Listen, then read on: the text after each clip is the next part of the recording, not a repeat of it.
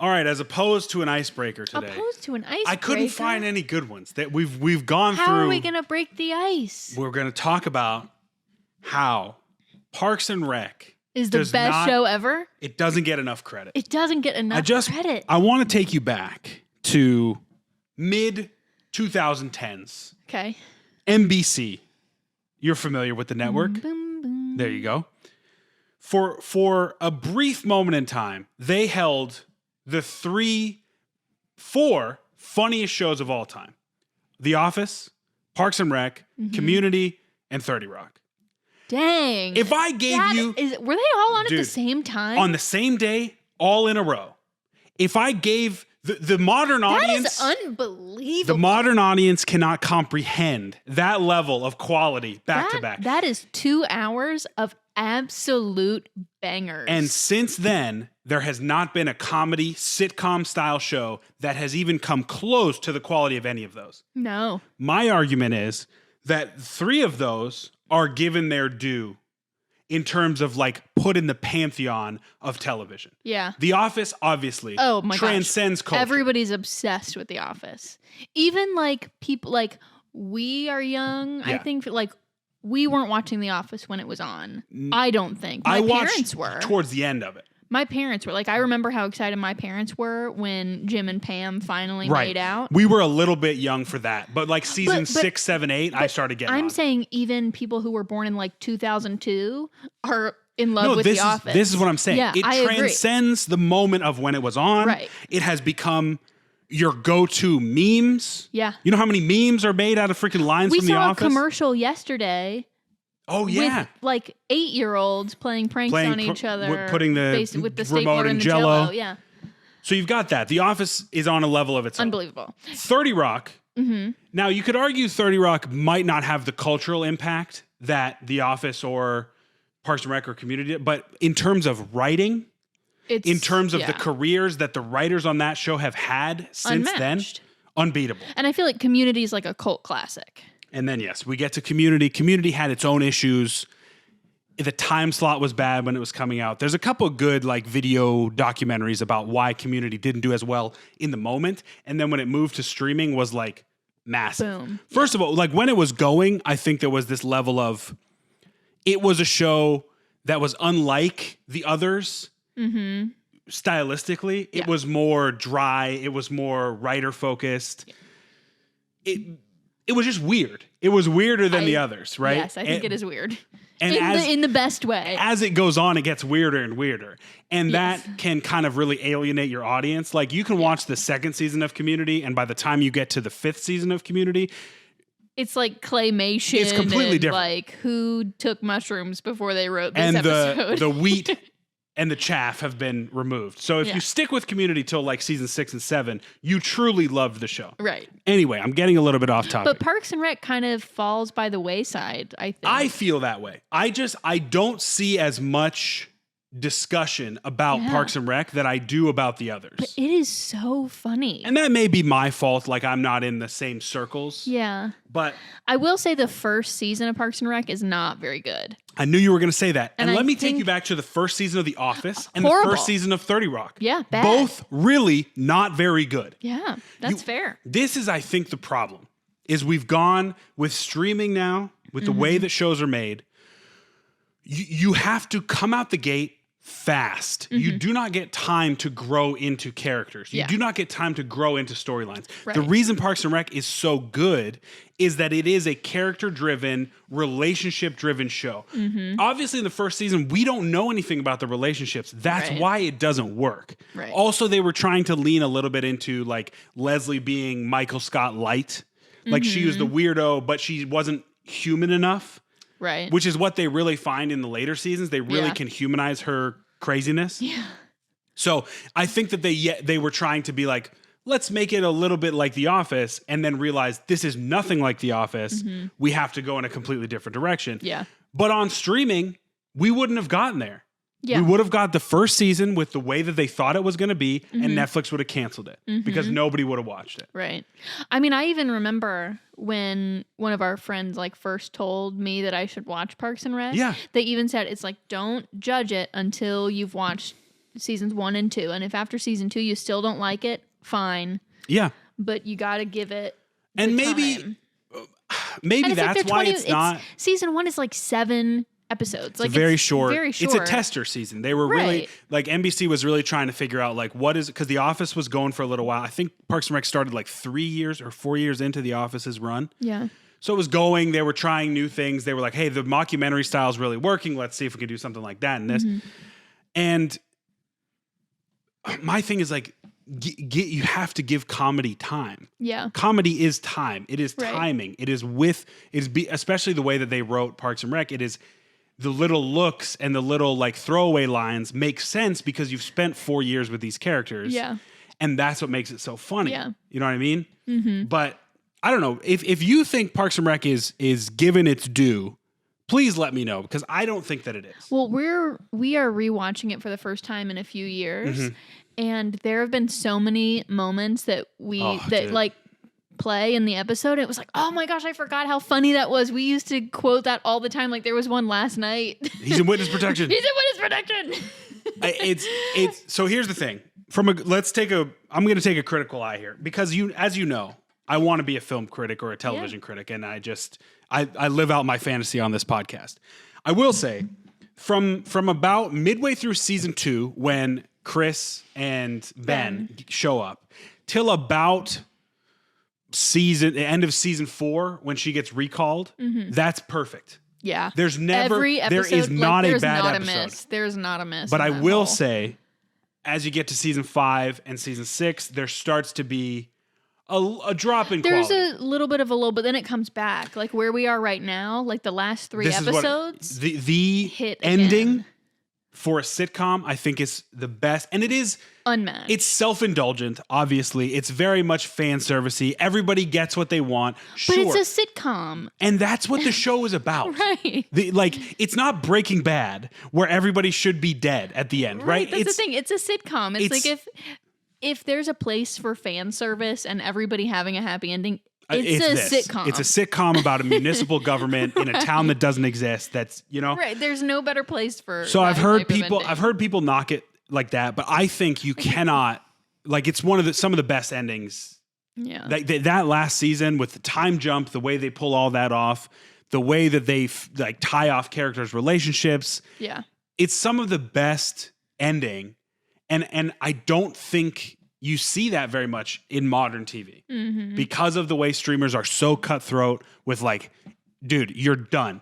Or because of the way streamers are like, hey, season 1 of Stranger Things was great. Let's turn this into an empire when they didn't have any idea where they were going with it. And it's kind of the same thing every season. And you can see in season 2 and 3, they're like on the fly trying to write episodes and be like, well, maybe she goes to Chicago and meets other. It's like, dude, what? This is horrible. Yeah. What were you thinking with this? You know what I mean? Yeah, I know exactly which episode you're talking about. Oh, I mean, it's universally panned as one of the worst episodes ever. The one where Eleven goes and meets her sister. Right. What? Who we then never hear from. And again. Then they're like, dude, we're never going back there. That didn't work. Kill it. But credit to them, they got it back on track. And with the most recent couple of seasons, it has been back to the quality, close to the quality of that first season. Yeah. But the nature of TV and the television landscape has changed so much that maybe Abbott Elementary, I don't watch it, but I've heard great things about it. Yeah. It's kind of in that same vein. I mean, you had Modern Family going on at the same time. Show. That was also really good. But same in the mockumentary style. Like, here's the Middle was another one that was pretty good. Here's the thing. The mockumentary style has changed a little bit, but with What We Do in the Shadows. Oh, that's a great show. Same type of thing. Mockumentary. Fantastic show. More dark, obviously, but still very snappily written, character driven. With the talking heads. Yeah. I don't know. I may be reading too far into this, but I do think you can point back to those 4 shows at that time in the culture of TV and say that was when they got it right. And I don't think we've hit that since. You know what I think is really interesting is that I think one of the most popular forms of TV right now is the mockumentary. Like there are a lot of examples. Whereas that kind of started with The Office. Like it used to be the friend group show. Like you had Cheers, Friends, and then you had Friends, and then you had that. And you had that 70s show. And we really haven't had a friend group show like that since the mockumentary style took over. I don't know. I think mockumentary dipped a little bit towards like the end. Like you had New Girl. Yeah, You that's had New fair. Girl that picked up from How I Met Your Mother and Yeah, it did. really ruled, That was a great show too. like ruled comedy. And you had The Big Bang Theory. I'm not a fan, but it was massive. yeah. Friend group, same type of thing. So there have been examples. That's true. I think people got a little sick of the mockumentary stuff. It ebbs and flows. And now, It does. I feel like those probably are the two main like well, plans for a sitcoms need to sitcom. be, they need to be very formulaic. They need to Yeah. be repeatable. They have to be done very quickly. It's very easy to do that. They're low budget. right. You know, you can have 3 sets and just move people around. Like, Yeah. there is a formula to it, but when you can play in that formula and hit something that really works, which I think with the mockumentary stuff, what made it kind of feel stale was the characters weren't doing anything different. Like what sets Parks and Rec apart and why What We Do in the Shadows works so well is because the characters are insane. It's not the style that drives that show. It's the acting. You need the crazy characters. I mean, even The Office, every single character except for Jim and Pam, who are the straight guys, Obviously. are And you have insane. you have Guillermo in What We Do in the Shadows, and then you have the 3 vampires who are off the wall, written crazy. Yes. Brought the actors bring so much to the character. So when it works, it works. I don't think the style dictates whether or not it's going to be good. It's whether or not you can find your niche in the style Yeah. and play around in Yeah. there. Yeah, I don't know. You're right. We've spent 12 minutes talking about TV on this fitness podcast. Listen, I love it. If you don't Yeah, like we like TV. I like TV. I like movies. I went to film school. Sue me. I think that if you haven't seen Parks and Rec, you should go watch it. Yeah, it's it's a on Peacock. classic. It's fantastic. Skip the first season. You really don't need it. You don't. I mean, if you want to get the whole picture, watch it. It's very short. What I'll say is, if you go back after you finish the show and you watch the first season, Then you can start appreciate to it a little you can bit start to more. appreciate it a little bit more. And there's some gems. There's some good episodes in that first Oh, season. yeah. But it is very much like, what is this? They're still trying to get it on its feet. It hasn't really hit its Yeah. stride yet. So just know that going in. Anyway, that's the television hour. Thank you so much for indulging me in that. I want to talk. I've got 2 fitness questions. Oh, okay. But first, before we get there, I want to talk about ways to set yourself up for a productive end of the year. Okay. Because I think, now this may be me in my own struggles putting this out into the world, but I have a very hard time finishing the year. Do you know why that is? I have a hard time finishing a lot of things because I look towards the start of something new and say, specifically when we're talking about the end of the year. So I'm thinking like November, December. Yeah. I look towards January and I say, I'm going to get such a burst of energy from the new year. That you just kind of let That the I old year let- kind of trail off. Yes. And if you've been following the channel for a couple years now, I put out a video, I think 2020, end of 2021, talking about Halloween resolutions. Okay. Which was like my version of saying, I'm not going to wait until New Year's for resolutions. And I don't love resolutions. It was just a term. But Yeah. I'm going to do some things in October. I'm going to set some goals that are going to give me a little bit of juice to finish the year. Okay. Because I've noticed, in the fitness space, everything dips. The business dips. Yeah. People are traveling for holidays. Naturally so. That's not a terrible thing. No, and it's never going to change is the other thing. That is what the end of the year is. But for me personally, I find fulfillment in at least maintaining like a B plus towards the end of the year. You know what I mean? Sure. I've had years where I've just completely gone off Yeah. the rails. And like a B plus in terms of productivity, not in terms of the fun that you're having. Oh, Like, obviously not. I love the holidays. fun is an A plus always. I am, but as I get closer and closer to 30 and closer to building the business that I want to, the YouTube channel that I want to, I start to see things that I need to hold on to. Like I'm not 24 where I can say, oh, I'll, 2 weeks off from school, I'll do the paper the last night before we have to go back to class. I can't do that anymore. Right. Or my whole January is thrown off by me stressing trying about to getting catch back up. on track. Yeah. I don't want to do that anymore. Maybe you do, and maybe you've found a system that has worked for you and you can pick things back up in January. That's perfect. I want to be ready to hit the ground running January 1st. I've got 3 videos ready to go. I've got podcasts recorded. I've got, I'm running a sale on the business, whatever it is. My training's good. I haven't ruined my physical fitness based on overindulgence with the diet. So there's a couple things. I'm wondering, do you have any strategies like that? Or do you think about that type of stuff? I haven't really thought that much about it. I'm sorry to cut you off. No, that's okay. You are constant. Yeah. And I mean that in the best. No, I am. This is the ideal that I'm trying to strive for. You are steady. Yeah. I am not. I am all over the place, roller coaster, up and down. Sometimes I think like I just get shot with like 3 days of productivity and then a week of like, I'm just going to sit around and read manga. Yeah. You know what I mean? But you are constant. Yeah. Why is that? I really don't know.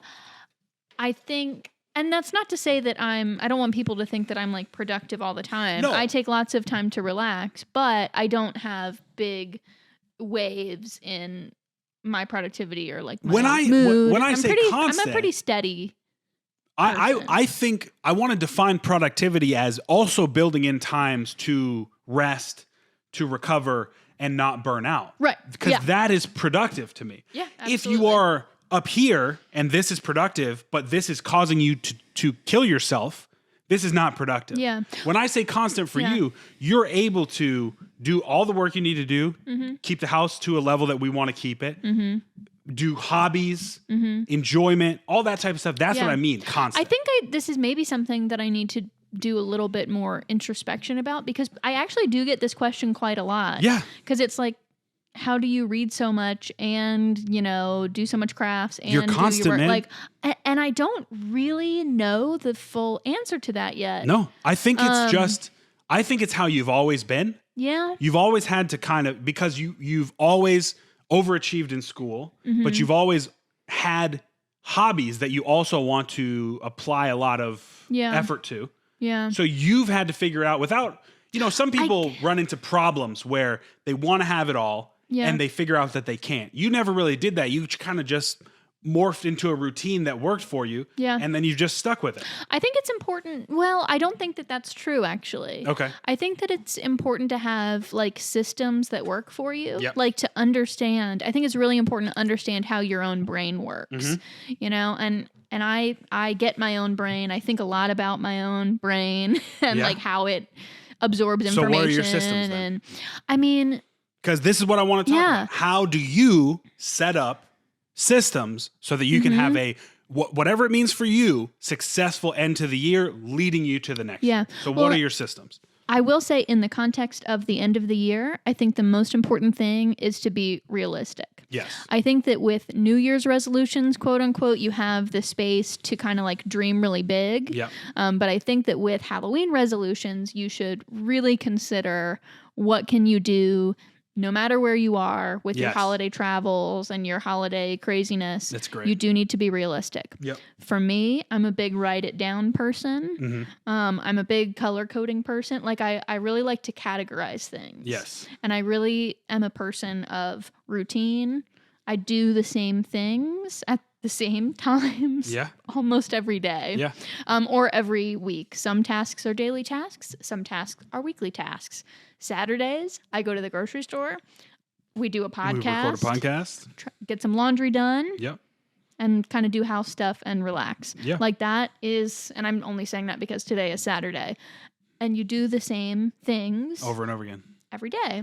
I do write a lot of things down. I have a planner. I find the more consistent I am in my routines, the less I need to use it. Because we don't have a lot of extra things in our life right now. Right. It's just the two of us. You know, sometimes we'll have some special events. But mostly we do kind of have a pretty steady routine, and that works for us. But we really built thrive in that. We've built that over time. Yeah. I think it didn't used to be like that. No. I think I talked in a previous podcast earlier this year about creating a new morning routine. Yeah. Because when I started my new job, and I think what I did was I took the time to think about, what are my dreams? Like, what's my ideal morning routine? Yeah. And then what is realistic? Yeah. Within the time that I'm going to have. Trial and error, I think it's best to have your dream, pare it down as much as you can, and then add to the routine if you have extra time. Yeah, I think that's a great idea. I think that's kind of what I tend to do. So the follow-up question to that is, and something that I have not figured out is how do I gain a little bit of flexibility when the routine cannot happen, which is, I think, what really sets me back with specifically the end of the year because of the holidays, because of travel, because of other obligations that we have. When my routine starts to get out of whack, I am a type of person that just says, hey, the routine's off, we're going. Throw it out the window. 100 miles per hour, you know? I think what you need to consider is what truly matters are your non-negotiables. Right? You want to work out 5-6 days a week. You want to do this. You want to do that. You want to get your 15,000 steps. You want to do whatever. Yeah. But are those really non-negotiables? Yeah. No, not really. If you were to get 10,000 steps a day and get a good workout in 3 times a week, would that be enough for you temporarily? Yeah, I would be okay. Yeah. Well, then those are your non-negotiables. And that's just an example, right? Yeah. So, I think it's easy to get, especially when we are such routine people, we really like it. We really thrive in it. So it is uncomfortable to get taken out of that. Yeah. That's true. It's very uncomfortable.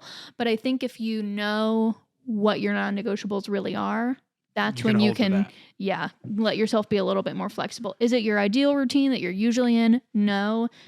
Is it, enough for you in this crazy end of the year season? Yeah. Yeah.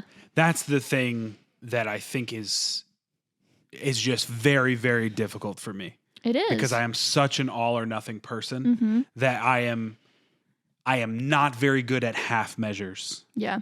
And I'm not an all or nothing person. This is what I mean by constant. Yeah. You are able to do some, not all. Do 1/3, not the whole thing. But when we get back to a space where you can do the whole thing, you're like, okay, I didn't lose anything. I'm back to the whole thing. Whereas for me, I feel terrible. It's like, oh my God, I could only get 8,000 steps today instead of my 15.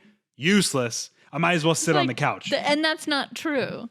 That's what I'm working Yeah. for. That's what I'm trying. So I'm trying to enter into this season of holiday, which is my favorite time of the year. Yeah. Seeing family. You've always been a Christmas boy. I love it. It's just Thanksgiving too. I love it. Halloween, take it or leave it. It's okay. It's not my favorite. But you love the fall weather. I do love the weather. I'll tell you that right now. But trying to find ways, and I think what I've done is I've redlined myself a little bit. So in the summer or in the spring, when we don't have that type of stuff, I've pushed myself so far to say like, okay, this is not ideal. This is worse than ideal. You've gone overboard. Peel back a little bit. So now, what am I trying to say here? I've pushed so far that I can come back and be comfortable in what I would define as mediocre, but a healthier way to say that would be, I don't know, holding steady. Yeah. So now I can say, okay, I don't need to get back to that. I can accomplish everything that I want to accomplish in the middle and not feel like I've wasted any time. Right. And I don't think it's mediocre. I think it's you figured out what the balance is. That's what I'm saying. This is what you really need to In be my doing. head, it's mediocre, but I'm redefining that. Yeah. You don't have to do the most every day. You really don't, because you will burn out. That's how people burn out. If And you are know what? pushing it to the limit every single day, that's not That's my sustainable. coaching philosophy. So Right. I'll tell anybody and everybody that talks to me, but I cannot It's apply hard to that do it to for myself. yourself. I think that's the hardest thing. It's so much easier to preach something to other people and not be able Because to do it. I have an outside perspective and I can see when my Yeah. athletes are crushing themselves. Yeah. And I can say, oh, pull back, balance, whatever. Yeah. But with myself, I'm in it. I'm internal. I don't really, so I'm trying to get better at that level of like introspection. I think that's hard for everyone. It's very difficult, but so a couple of things that I'm, as I'm trying to do, I'm trying to just say, you know what? Instead of putting absolute numbers on things, I'm saying daily activity. And that can mean a lot of things. That can mean a lot of things. So when we're out, when we're home, when we're with family, it's like, okay, we're going to the mall today because, my parents love to go to the mall, especially on Black Friday. I can get some steps at the mall. Yeah. And that's fine. And Yeah. I've accomplished the daily task of activity. Yeah. I'm at a point now where I don't need the constraint of like the absolute number goal. With food, it's like, okay, we're not going to go crazy. We're not going to go completely overboard. Be more intuitive. Are you overstuffing yourself? And that's really difficult for me. But that's something that I have to learn as I get more mature in my relationship with food. So every time that we get to a holiday season is another opportunity for me to build on the last one. And you've gotten so much better over the years. 100%. Oh my gosh. And I'm still, and there's still room to grow. But the last, 2 holiday seasons, I've done better than the previous with maintaining a little bit more activity, not losing complete control over my food intake. Yeah. Not beating myself up for not being as productive in terms of content production or, getting new clients. Because nobody wants to start a new workout routine in the weeks between Thanksgiving and Christmas. No. That's just life. That's not a fight worth having. I have to be willing to say, okay, that's fine. How can I ramp things up so that when January rolls around, so that when people are more receptive to coaching, how can I be ready to bring on some more people? Right. That's just natural. And not beating myself up that the income has become stagnant. I'm not building, in my mind, I'm not gaining new clients, so everything's going to hell in a handbasket. No, we're maintaining. And now, and in January and February, we can build back up. Yeah. That's totally fine. Yeah. But you learn that through experience. Right. But yeah, I think with, building routines and setting goals and things, it's good to have levels of what, you have your dream, your maximum, everything you can be doing. You have your regular everyday stuff, and then you have your non-negotiables that that are your bare minimum that you can't let slip and still feel good about what you're doing. I overemphasize my non-negotiables, I think. Yes. So I need to do a better job of my non-negotiables are non-negotiable, but they are attainable in any given scenario. Yes. In 99% of the scenarios, right? Obviously, if we're hanging off a cliff, that's not happening. And I think you did a really good job when we were preparing to go out of town to visit your family. Yeah. It was like, okay, I'm going to wake up in the morning. I'm going to, walk on the treadmill for 30 minutes. And that kind of got thrown off the rails because we got sick. If we hadn't got COVID, I think it would have been perfect. I would have come back from that vacation and said, you know what? That was a success. 100%. Because the first half of it went great. I did exactly what I wanted to do. I had a relatively healthy relationship with the food that I was eating. I was enjoying time with family. I still enjoyed time with family even though we had COVID. We got to watch movies, whatever. Yeah. But the activity had to fall off because I couldn't move. But you didn't beat yourself up for that. Exactly. And I think that's in itself is a win. Massive progress because your boy is very good at beating himself up.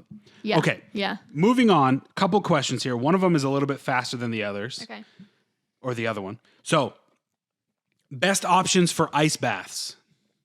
Buying ice is annoying because you need so many bags for it to be cold. I don't have enough room to store more ice, yet if I did, I would go to the store every time I wanted an ice bath. On the other hand, all the baths with chillers are at least $2,000. How can a regular person best do regular ice baths? Here's the thing. You don't need an ice bath. Oh, well, that's good news. Because I didn't have an answer to that question. No. Like, this is the problem, is one study or one positive outcome becomes readily available to the masses. Here's what's happening when you're doing an ice bath. The reason that you would do an ice bath for purely physical. Now, it may have mental benefits for you if you want to fight your demons in the morning and get in a cold bath. That's totally fine. I'm talking specifically physically. It is an intervention against inflammation. Oh, I heard Dr. Mike talk about this. Here's the thing. Inflammation and the inflammation response is part of the adaptive process when you're building muscle. You want that to happen. Can I try to break this down for the layperson? Go for it. So you work out. Yep. Your muscles get inflamed. Yep. You get sore. Yep. Your muscles are getting bigger. Yes. Right? Basically, yes. And this ostensibly is what you want when you go work out. The cascade of results from the inflammatory response enhances muscle size. Inflammation, muscles get bigger. The side effect of that is you are sore. Right? But let's say you work out. Yep. Your muscles are like, hey, I'm going to get inflamed and get bigger. But then you get in an ice bath. They're not going to get inflamed, and then you're not going to be sore, and your muscles are not going to get bigger. As far as we know, that is where the science has led us on ice baths. Now, there's not a lot of research being done. Yeah. Because it's a relatively neat, like from the 50s with football coaches, they would have their players sit in an ice bath, right? Yeah. But that was because It's repetitive action. Right. Well, and that was what Dr. Mike said that in the context of reviewing LeBron James's workout routine. Yes. And it's like, so yeah, if they're on the road, got a back-to-back. he's got a back-to-back game. It's like you do the game, you get in the ice bath so that you're not going to be sore and have, 100%. Inhibited performance for the next game. Right. Because you're not looking for adaptation at that point. Right. You're looking to have a good game tomorrow. Exactly. And if you're really sore, then obviously that's not going to be. So if you're a power lifter, and but here's the thing: if you're programming well, you're tapering before competition. You should not have excess fatigue going into a competition. You should have done your last heavy session a week and a half out, and given yourself enough time to physiologically recover. Your food should be better. Your sleep should be better. The problem with ice baths is I think people just look at it as a Band-Aid to say, I can still sleep 4 hours a night, I can eat junk, and I can just get in an ice bath and not feel like garbage. It's like, that's really not true. Everybody's looking for the quick hack or the quick fix. Go to sleep and eat. You'll be fine. Like you will be fine. Right. I don't know. So with the ice baths, the takeaway is it's really not that serious. It's really not that serious. If you want to do it as a way to enhance, I don't know, mental fitness or just feel like an alpha, take a cold shower. I was just going to say, what's the difference between an ice bath and a cold shower? Right. Or a cold bath. If you want to have a bath and not a shower, just have a cold bath. If you want, like I think endurance athletes you could not pay me. Yeah, you are never take doing a cold that. Shower. And I'll take cold showers in the summer when it's super hot and I've come home from the gym and I just want to cool my internal body temperature down. But I'm not I think there are definitely some studies that indicate a mental health benefit from cold water exposure. I was not in those studies. A cold shower would ruin my day. Not emotionally, chemically. It releases dopamine, adrenaline. It's a cascade of neurons in your. It's not emotional. It feels bad when you're in there. You want to get out of it like that. But physically, I think it's become all the rage because you see, C-Bumps doing it and a bunch of fitness influencers, and more power to them. They got the bag. They got they're not paying for it. They got a sponsorship to do it. Right. Go for it. Free $2,000 ice bath setup. Go. Yeah. Take the normal human does not need to do this, and you shouldn't feel bad because you cannot afford to do it. I think that's the big problem. Yeah. With all these new modern inventions for health and wellness, it's like, oh, well, they're $4,000. I'll never be able to afford that. I'm going to die young. It's like, no you're not. You're not. And your quality of life can still be improved Fantastic. from low or no cost interventions. Yeah. The gym costs about $25 a month. Go in there, exercise 70% of the month, you will feel better. Yeah. I promise you. Listen, if you've got $2,000 to burn and you feel like you really want that ice bath, be my guest. But just, you don't need it. You have to ask yourself, why do you want to do these things? Because I fall into the category of willingness to try almost anything to even improve like a 2% or a 3% benefit. If it's in the budget, and if it's relatively repeatable, something that I can do a lot, I'll give it a try. That's girl math right there. Cost per wear, baby. I'm taking collagen right now. Free. I don't know if collagen's going to do anything, but it was in the budget. It's relatively cheap. Might as well try it. I've got some elbow pain. I've got some tendonitis. I threw it in there to see what happens. Yeah. Am I going to buy collagen for the rest of my life? Probably not. Yeah. And I think I came to the same conclusion right, on an earlier podcast when I was taking collagen for tendonitis.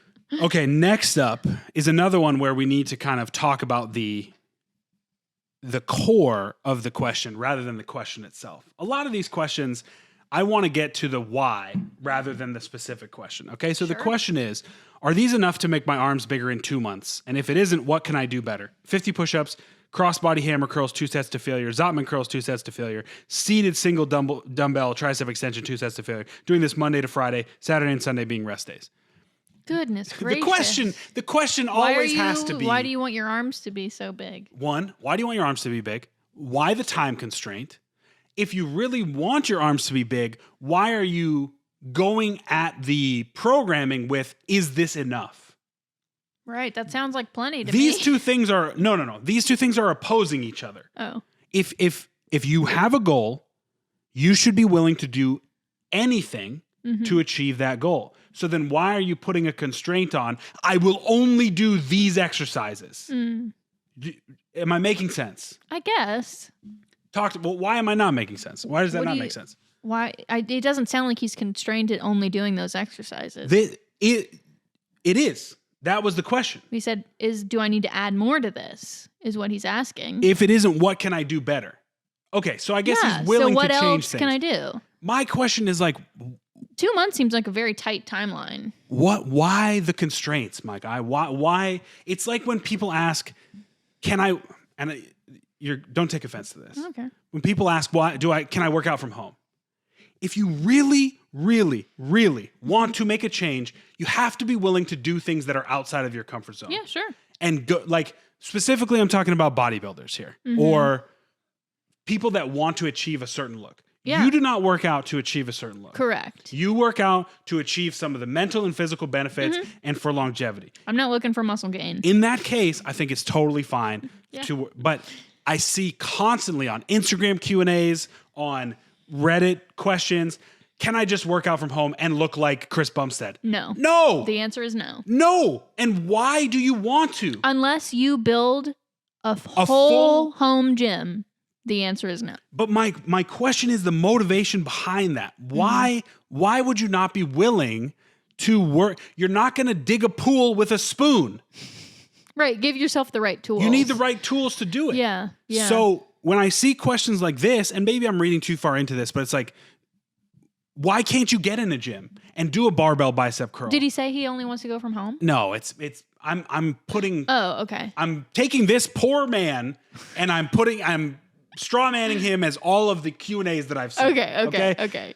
This person might be totally fine and might be willing to do whatever it takes to get where he wants to be. The general consensus seems to be, I've seen millions of these. Yeah. Millions of these. Yeah. Is this enough? That should never come into...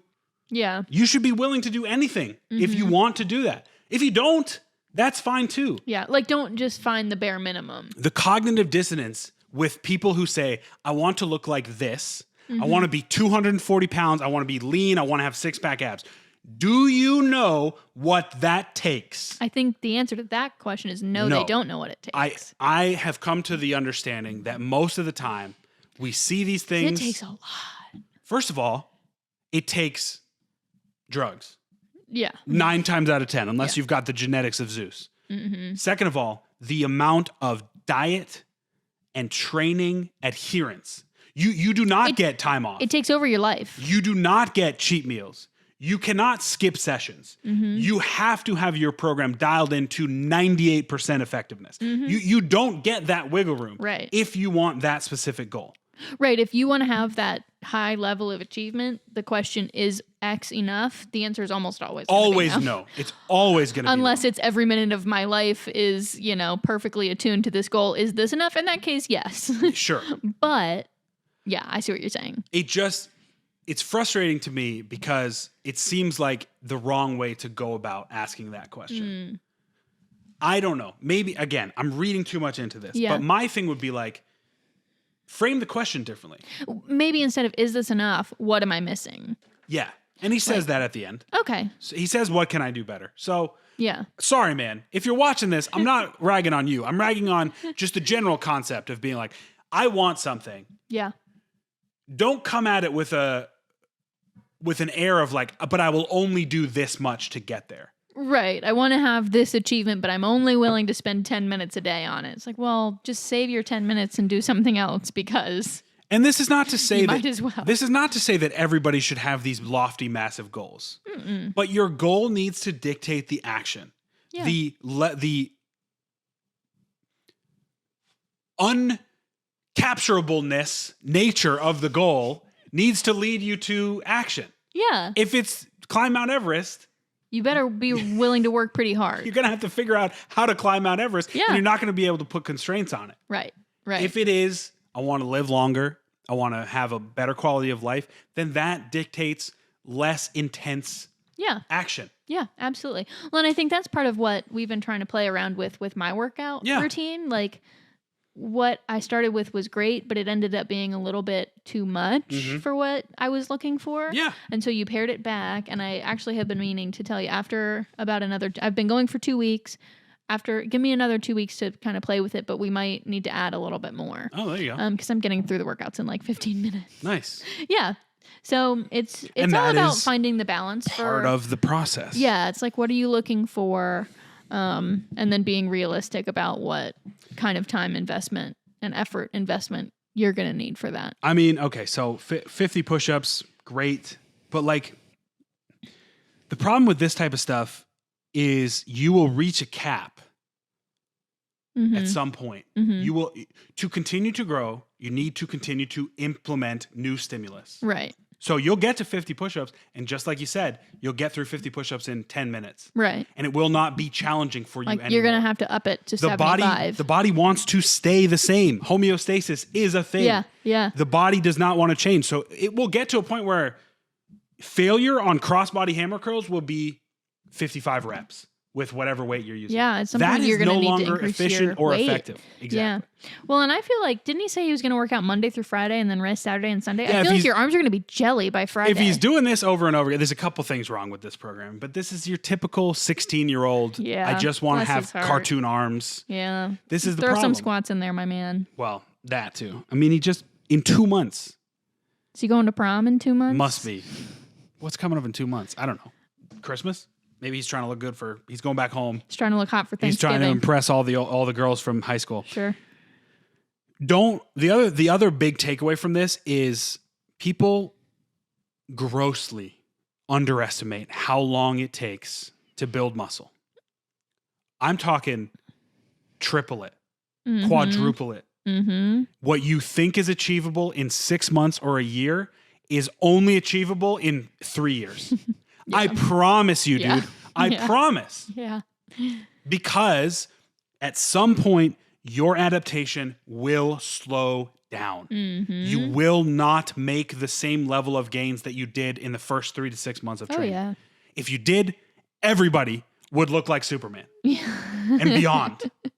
Everybody would be Arnold Schwarzenegger. Because you could continue to put in subpar effort and continue to make insane gains. Nothing in life works like that, my friends. No, unfortunately. That's not the world we're living in. Too bad, huh? Too bad. Yeah. So this idea of enough, or this idea of I have to do this by this time, these are the wrong questions. This is why this triggered me so much. This really did trigger you. Because and it's not this guy's fault. It trickles down from the top. Yeah. You see so many people ask those 10-minute kind of abs, questions. 8 weeks to a new body, 12-week diet. All of this. That is so misguided. It's not real. It's not real. What it does is it causes questions like this. And then it causes, when you haven't reached the 10-minute ab, you feel terrible about yourself. Yep. You start to question your effort. You start to question, do I really want this? Is this even worth it? This is too hard. I give up. 9 times out of 10, it causes people to just stop with the intervention. Yep. When if they just held on, they could continue to make positive improvements, whether it's diet, that's why this activates me so much. Yeah. Because I hate that. Yeah. It is a long-term process. Absolutely. Sign up for the long-term process. What else are you doing with your life? Yeah. I agree. Get better every single day, or what are you doing? Yeah. Stagnation, you cannot stay the same. It has to, you have to keep moving forward. Yeah. So, yeah. I don't know. Sorry, man. I read way too much into your question. These exercises are all great. I like all of these exercises. I think they're wonderful, but you're going to need a longer timeline. Throw the time constraint out the window and change up. I mean, every day back to back is not a great. Yeah, maybe do a Monday, Wednesday, Friday with legs on Tuesdays and Thursdays. I mean, my word, man. And increase your volume over a mesocycle and then deload. Here's what I would do. Eat some protein. Here's what we do. Monday, Thursday, we're training arms. We're going to do this. That exact program. We're going to start with 2 sets. Okay. At 3 reps shy of failure, because he says he's going to failure every time. Okay. Maybe 2 reps. Next week, we're going to add a set. We're going to keep the intensity the same. 2 reps shy of failure. Week after that, 3 sets, but we're going to go 1 rep shy of failure. Week after that, we're going to add another set. 4 sets now. 1 rep shy of failure. Final week, 4 sets, going all the way to muscular failure. And then we're deloading. We are taking a break so that we can resensitize ourselves to volume. He doesn't have time for a break. See, because he's got ladies to impress. And this is the problem. You come to a forum with these questions, you're going to get that same type of answer because there are some really smart people on the fitness Reddit. Absolutely. But this person does not want to hear that. No. Because they've put the time constraint of 2 months on top of that. So they'll just say, oh, no, this doesn't work. I'm not for doing me. that. And next thing you know, they're going to tear a bicep tendon because they're absolutely killing themselves. I hope they don't tear a bicep tendon. That sounds very painful. I hope not either. That sounds But very painful. the take-home message for anybody, double or triple your time frame. Or just don't have one in general. Yeah. You know what I mean? Yeah. I don't think you need to have a time frame. If you've signed up for a powerlifting competition, Yeah, right. or a Obviously, bodybuilding if you show, have a obviously you have competition. constraints. But at that point, you should have 3 to 5 years of just general training under your belt. You shouldn't be a newbie signing up for competition. If you want to compete to win, if Yeah. you want to compete just for fun, Then go for or it. just to see the experience, to see if you like the sport, do it. Go for it. You can go untrained and see how it goes. Yeah, why I don't not? think it's going to go well for you, but give it a shot. If your goal is to go to the competition, to compete, to possibly win, I think you should have 3 to 5 years of training under your belt. Yeah. Especially in bodybuilding. You should have gone through 4 or 5 cycles of a proper bulk, a proper cut, a proper maintenance period, so that you can be best prepared to step on a bodybuilding stage. Yeah. But nobody wants to hear that. Right. Nobody but wants yeah, to hear that. I think it's nice to just be able to work out for your own good and benefit without a timeline. I mean, I think it's fine to have goals, of course. For sure. But yeah, without those strict timelines, I think that's really going to save you a lot of stress. Yeah. I think so and like too. mental anguish. And I'll tell you what, man, people also don't put enough stock in how much stress derails you. Stress, chronic stress that is not being dealt with will derail the best of diets, the best Absolutely. of training programs. I'm telling you, Yeah. if you can keep your stress in check, if a lot of those other variables start to go by the wayside, maybe you don't get great sleep or you don't get perfect diet for a season, you're still going to do really, really well. That stress, man, that will crush you. Yeah. It crushes all adaptation. You start to feel worse just in general. That's something that I think the next iteration of this like perfect bodybuilder will be someone who has their stress absolutely dialed in Yeah. to the best of human ability. Totally zen, man. And if you're good at that, you can go really, really far. If you're good at that, get ready for the next Olympia There you go. in 3 to 5 years from now. All right, we hit some rapid fire questions. That was good. Yeah. Talked a lot about fitness We to make did. up for the 10 minutes of TV that we talked in the beginning. yeah. You got anything else you want to tell the people? I would like to update the people that Oh. the only times I thought about the Roman Empire this week were when Oh. it came across my social media feed. Dude, I'll tell you I what. did not think about it unless somebody posted on their story something about I am thinking about the Roman I'm Empire. fed up with this garbage. I know it's everywhere. This is some white girl garbage. Sorry to say it. It is. It's pumpkin spice latte in freaking Reels form. Stop. I know. Stop asking people about it. Stop thinking about it. Yeah. Who cares? Well, I would just like to say if you ask somebody about it now, you're not going to get a very reliable answer because it's all over the place. That's what I said last Who week. isn't thinking about it? It's in the culture. I feel like it's this in week, the zeitgeist. This week it's even worse. Well, it's going to continue to build until it inevitably becomes Yeah. trite. I did see a funny cartoon though. It was 2 Roman soldiers. Yeah, think about the Macedonian Yeah. Empire. Yeah, Like that was pretty funny. sure. I just hate I hate the waves of culture now it's so fast and so rapid because Yeah. of memes, and everybody sees social media as a way for them to get rich quick and make money. Yeah. So, one reel could change your life. So let's do a reel where I ask my dad about the Roman Empire, and next thing you know, I'm got a sponsorship for freaking Gold Peak tea. It's like, it's so stupid. It drives me crazy. And again, I've thought too much about it. I've clearly thought too much about it. Yeah. But this stuff, really, it's manufactured. It's not real. I know. Nobody's really thinking about the Roman Empire. You know what? I feel like Italy as a country has not capitalized on this trend for their tourism business. I God feel like they're forbid. really missing out. I just, They need to pump out some memes from Italy. you know what about it is? Visit It's- Italy. It's the same thing. What? Am I wrong? Like everybody's thinking about the Roman Empire. Well, hey, come see the Colosseum. Nobody's going to Rome. I feel like this This is a is great what I'm talking this is a great about. marketing opportunity No, for it's Rome. conceptual. It's not real. I know. Nobody's actually thinking about the mountains of slaves that they built their empire on. Yeah. It's conceptual. It's Well, not real. I think a lot of people don't even consider that like the Roman Empire was a physical location that you can go visit. I don't think people think about that. Of course not, babe, because it's crazy. in the ether. Yeah. It's ethereal. It's part of the meme culture that we live in, where you're gonna say something for 2 weeks. It's the same as these manufactured songs that are made with a bridge that is supposed to be relatable, so that you can make a funny lip sync video. And like, if I hear another Olivia Rodrigo song, I'm gonna end it. No, you're not. I'm gonna throw this off the balcony. You'd probably be better for it. I think I would. This is the problem, is I've chosen a career in which I would like to be a part of social media, but it really just, But at the same time, it ticks you off. it drives me up a wall. Yeah, I know. It really makes you mad. I'm trying to figure out how I live in a world of social media and engage in a world of social media without it making me this upset. Yeah. But there'll be times where I'm just walking back and forth watching reels You're and I just like start muttering screaming to yourself. And you're like, "What's wrong?" I'm like, "I just saw a reel that just really pissed me off." And then It's I'm like, oh, why did I ask? it's like I already knew the first answer. Of all, you don't know the person. You don't have any stake in what they're talking let about. it Why is go. it making you upset? Just let it go. And I'm working on it, folks. Yeah. It's all about self-improvement. That's right.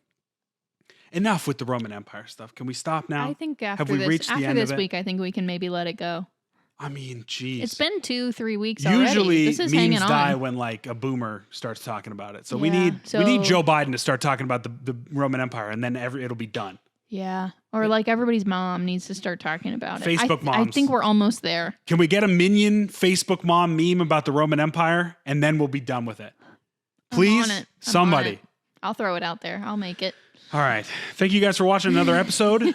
Will we be back next week? I don't know. I think we will. It's Sarah our thinks Saturday so. routine now. I don't think that we will. Maybe not. I give it about 70% chance. You do every week. 65. All right, folks. Subscribe to the channel. Join the Discord. We got a couple great videos coming out on the If I May Be So Bold. Something a little bit different than what I do, more of like a commentary style video. So be on the lookout for that. I would love for you guys to check that out because I love just commenting on things. Thank you so much for watching. We'll see you next week. Maybe. Yes, we will. We love you. Bye. Bye.